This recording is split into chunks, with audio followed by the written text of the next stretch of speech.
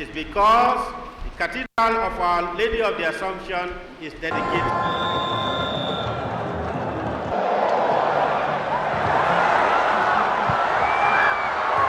Do not have it in their mindset or in their psyche that we are playing against Algeria.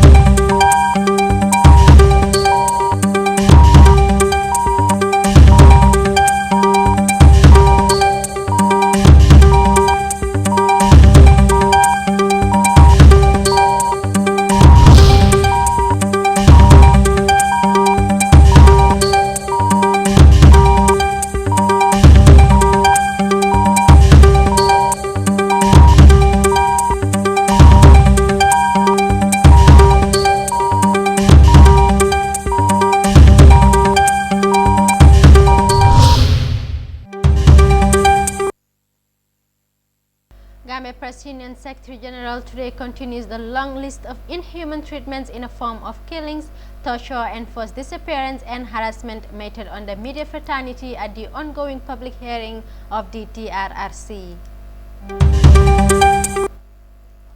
African leaders commit to unite the continent 1.3 billion people as they ratify the new free trade zone in Niamey.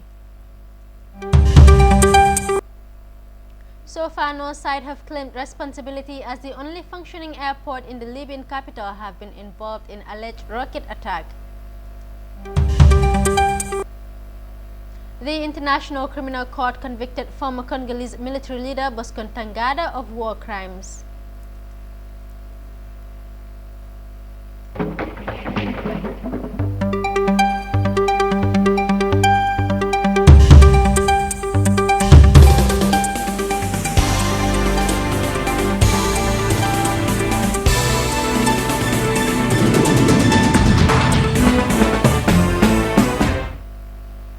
Hello, you're watching the World Today News Bulletin. I am Fatma Tajaju. We now kick off with our first story.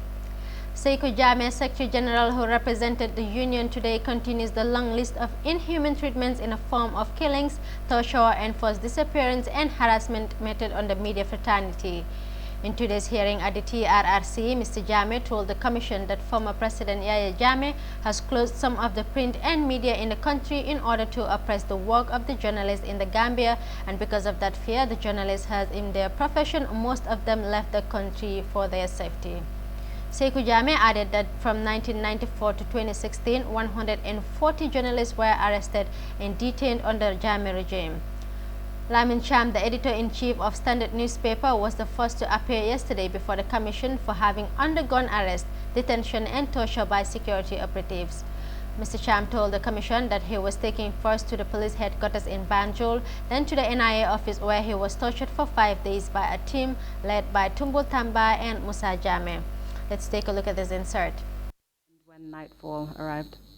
Well, I actually recognized one Mohammed Haidara, when he was leaving, before he came back in the night, when he was leaving, he told me, Mr. Cham, do you know what brought you here? I said, no, I had no idea. Even though I was told, I had the policeman talking about, I told him I didn't know what brought me here. He said, you'll find out in good time. He left. So when you say Mohammed Haidara, do you know who he was at the time? He was deputy director of NIA.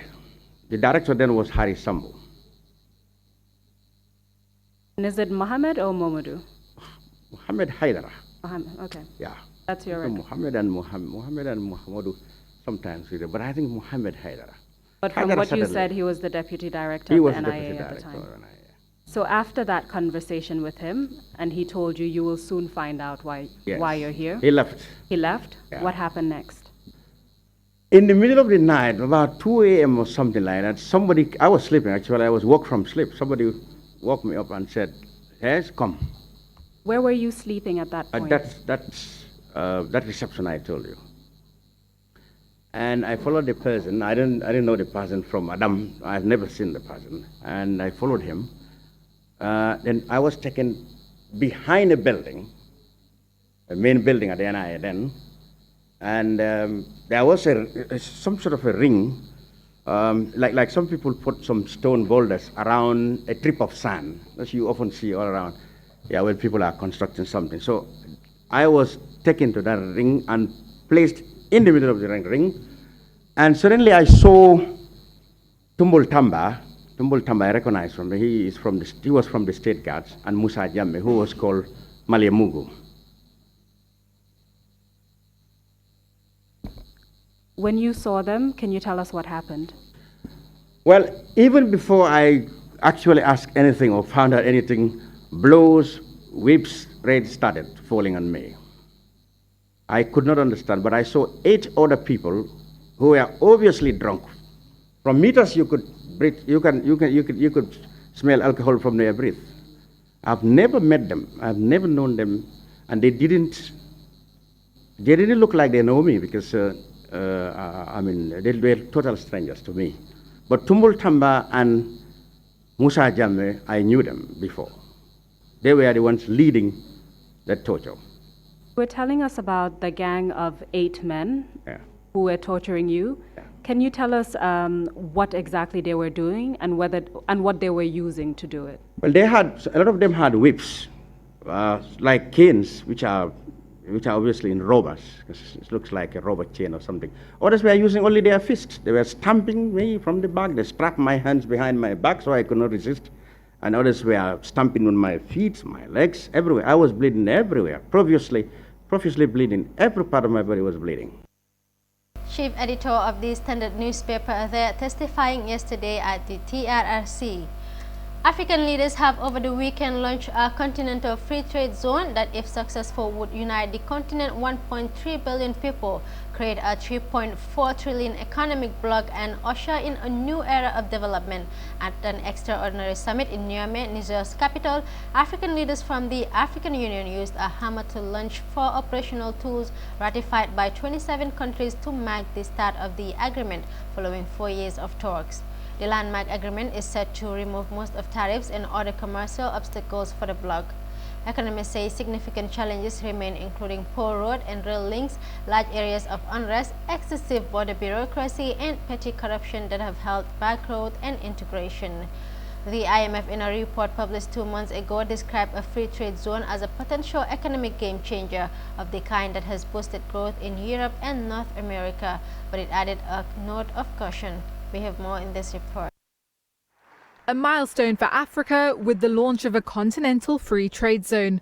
Leaders from across the continent met on Sunday to introduce the free trade bloc, the largest since the creation of the World Trade Organization in 1994. If successful, the African continental free trade area will unite 1.3 billion people and create a $3.4 trillion economic bloc, ushering in a new era of development by boosting intra-regional trade, strengthening supply chains and spreading expertise. The eyes of the world are turned on Africa, and the success of AFCFTA will be the real test to achieve the economic growth that will turn our people's dream of welfare and quality of life into a reality. And this will reinforce our negotiating position on the international, political and economic stages. Africa has much catching up to do. Intra-regional trade accounted for just 17% of exports in 2017, significantly lower than the 59% in Asia and 69% in Europe. It's taken 4 years of talks for an agreement to be reached on forming the bloc, and there's still challenges to overcome, including poor road and rail links, excessive border bureaucracy and petty corruption, and unrest in large parts of the continent. We need to act quickly to reach these targets and implement the strategies. And in particular, we need to halt the threats facing the Sahel region and the Lake Chad countries. It is a matter of urgency that we get out of the Libyan crisis and that we silence weapons in Central African Republic and Somalia. 54 of Africa's 55 states have signed up to the bloc, but so far only around half of them have ratified the deal. The continent already has an alphabet soup of competing and overlapping trade zones, from ECOWAS in the west, East African Community in the east, and COMESA in the east and south. Only the East African Community, driven mainly by Kenya, has made significant progress towards a common market in goods and services. Still on the same launching of the African Continental Free Trade Zone, China has commented its willingness to continue providing assistance to the continent to strengthen its connectivity, improve business environment, and raise trade level. These were some of the words of Chinese Foreign Ministry spokesman Geng Shuang at a news conference in Beijing. Let's take a look. 中方热烈祝贺非洲大陆自贸区建设。 As a good friend, partner and brother of African countries, China warmly congratulates Africa on the launch of the operational phase of the African Continental Free Trade Area. The launch signifies an important milestone in the integration of African economy and reflects African countries' strong aspiration and resolve on self-improvement and revitalization through joint efforts. Against the backdrop of an international situation with uncertainties increasing, the launch of the operational phase of the AFCFT will serve as a driving force to safeguard multilateralism, free trade, and construct an open world economy. 世界经济注入了强劲动力。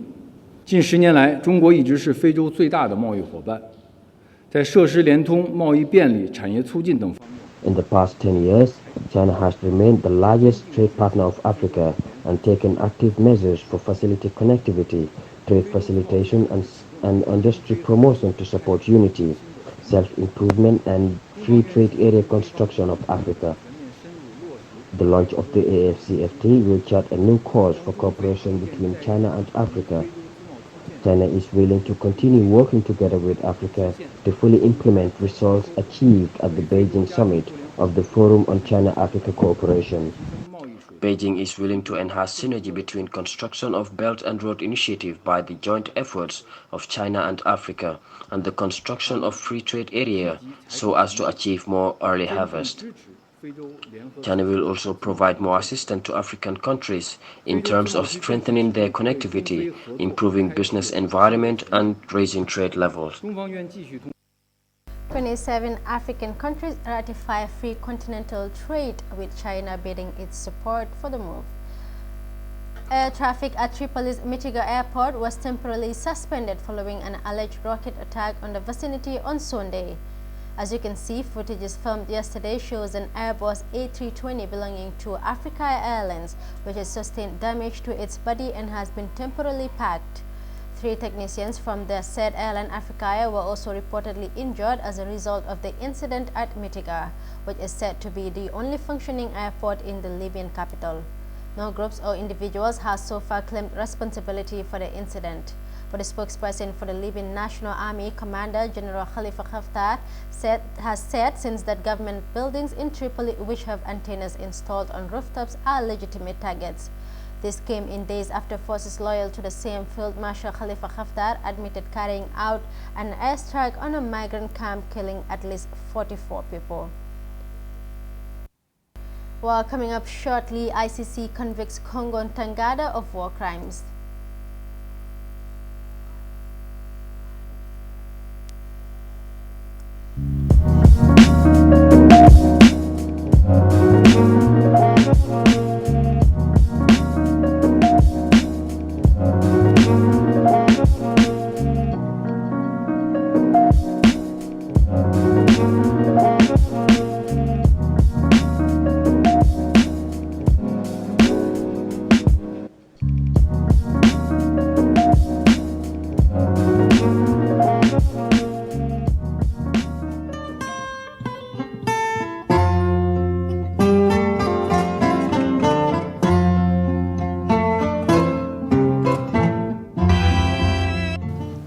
Fear over electoral rigging rocks Zimbabwe as the country. Yesterday, after listening to Prime Minister May's assessment of the state of the negotiations,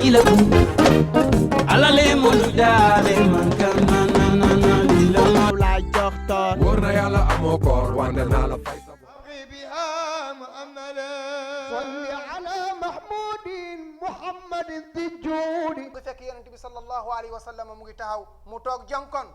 Why it is our diocesan patron feast day is because the Cathedral of Our Lady of the Assumption is dedicated.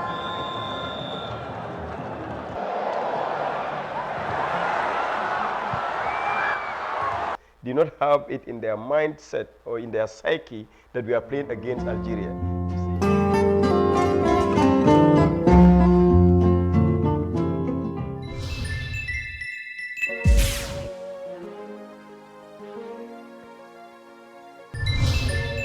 57 vehicles, you are giving it to parliamentarians. Where is the source? The parliamentarians themselves should challenge that. Look, APRC and DBC are opposition. All other parties, that doesn't concern either UDP or NRP or PDP, they are all in the government.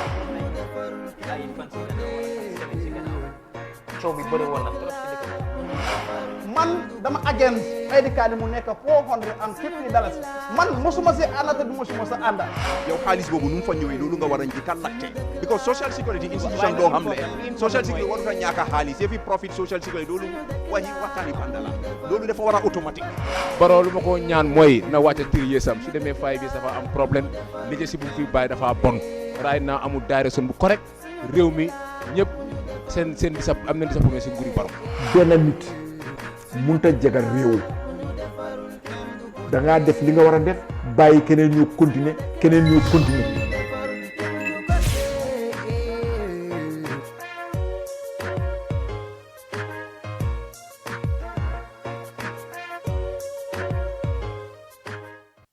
Welcome back. We remind you that you're watching the World Today News Bulletin. We now take a look at our remaining stories. The European Commission has warned Iran after the country said they would begin enriching uranium at a higher level than internationally approved. The EU Foreign Affairs and Security Policy spokeswoman Majak Jodnak told reporters at a news briefing in Brussels that the Union is extremely concerned about Iran's decision to increase uranium enrichment above the limit set by the 2015 nuclear agreement, urging Tehran to return to its earlier commitment. We are extremely concerned by announcements made over the weekend by Iran regarding the start of the uranium enrichment above the limit of 3.67%, which is the one that is stipulated in the Joint Comprehensive Plan of Action. In this context, we await the information of the IAEA, the International Atomic Energy Agency, which is the only impartial body that is in charge of monitoring the implementation of Iran's commitments, nuclear-related commitments under the JCPOA. We have called on Iran to not to take further measures that undermine the nuclear deal, and we now strongly urge Iran to stop and reverse all activities that are inconsistent with the commitments made under the JCPOA. That also includes the production of low-enriched uranium beyond the respective JCPOA stockpile limits, and you would remember developments in this respect of last week. We are currently in contact with other JCPOA participants regarding the next steps under the terms of the JCPOA, including a joint commission. I don't have further precisions on that before you ask. And on your last part of your questions, there are provisions in JCPOA in terms of certain steps, for example, the dispute resolution mechanism. But I don't want to start speculating on this either. I think that the clear call that we as the European Union are making is the one on Iran to stop and reverse all activities that are inconsistent with the commitments made under JCPOA. The EU Commission spokesperson Maja urging the Iran to take note with regards to their uranium enrichment increment. The International Criminal Court has found Bosco Ntaganda guilty beyond reasonable doubt of 18 counts of war crimes and crimes against humanity committed in Democratic Republic of Congo between 2002 and 2003 rather. Investigation into the situation in the Congo DRC was opened in June 2004, leading to 2 arrest warrants for Mr. Ntaganda in 2006 and 2012 respectively. He voluntarily surrendered in March 2013 through the cooperation of the United States, whose embassy he had entered. We have more in this report. Mr. Ntaganda, please rise. The International Criminal Court convicted former Congolese military leader Bosco Ntaganda of war crimes on Monday. Count 1, guilty of murder as crime against humanity.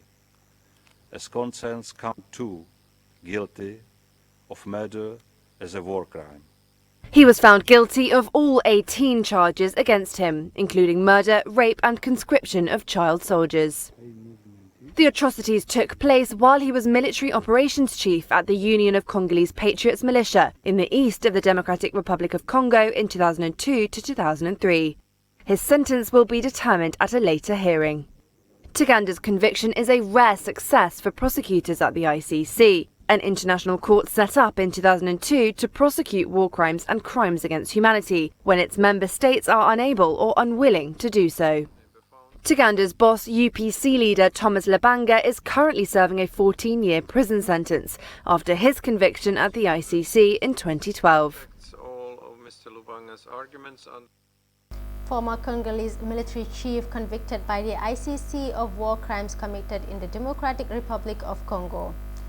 Thousands of people from all over the world set off for a 3-day peace march in Bosnia and Herzegovina to commemorate the 24th anniversary of the genocide in Srebrenica. More than 5,000 participants who gathered in the city since early morning hours have covered a total distance of approximately 100 kilometers. The walk then concluded at a cemetery in Poktorica, a village in eastern Bosnia, just northwest of Srebrenica town, where a funeral prayer and burial ceremony have been held for 33 victims of genocide. Well, viewers, that's all we have for you on the World Today News Bulletin. For more on these and other stories, kindly log on to our website, iAfrica.tv. I am Fatma Tajaju. Bye for now.